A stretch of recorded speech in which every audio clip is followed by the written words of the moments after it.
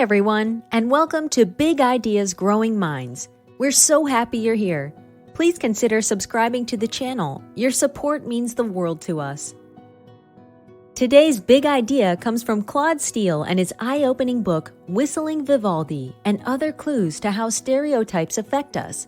The book offers groundbreaking conclusions on stereotypes and sheds new light on how they can undermine the performance of the people they target. Throughout the book, Steele uses a combination of personal anecdotes and research findings to define and explore the concept of stereotypes. He sheds light on why some people are more prone to be influenced by stereotypical assumptions than others, and lays out a plan for mitigating the identity threat that follow. Part 1. Stereotypes.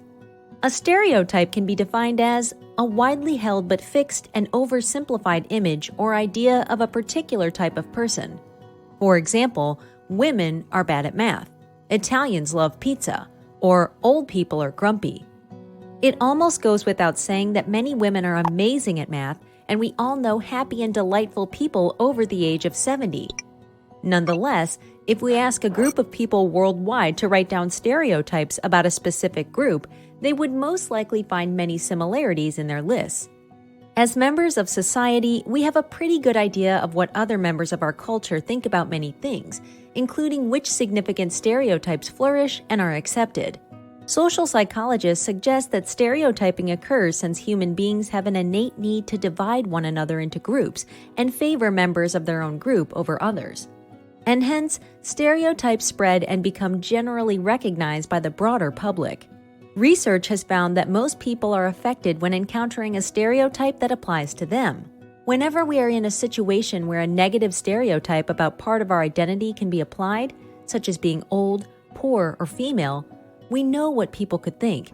We know that anything we do that fits that stereotype can directly contribute to conforming it. And we know that for this reason, we can be judged and treated with disrespect, or that which is worse. And even positive stereotypes can affect us. See, if all Asians are good at math and you're Asian and bad at math, you can easily feel more frustrated about your poor math skills than you would if you had a different ethnic heritage that wasn't labeled with this stereotype. So, what we have learned so far is that stereotypes follows us around like a giant threatening balloon over our heads wherever we go, and that they can be hard to shake. Part 2. Stereotype threat. An identity is complicated to define. For example, we can identify as a daughter, a mother, and a girlfriend all in one go. Sometimes we even let others define part of our identities by merely accepting the way people see and evaluate us. According to Steele, this evaluation by others can lead to what he calls stereotype threat. See, when your identity is defined, watched, or perhaps even judged by someone else, you feel threatened. This can happen if you are the only female on a jury or the only Caucasian in an African American history class. With the acute knowledge that you are different from everyone else comes the fear that your every action will confirm or deny any stereotypes about the group you represent. Steele and his colleagues conducted experiments that found that the threat of conforming a stereotype can directly affect your performance, and even found that people can be negatively affected by stereotypes when they are not actively aware of them. For example, they found that when a group of women taking a math test was made aware that it would measure intellectual capability, they performed well below men taking the same test. However, when informed that the test hadn't previously shown to reveal any gender differences, the women performed at the same level as the men.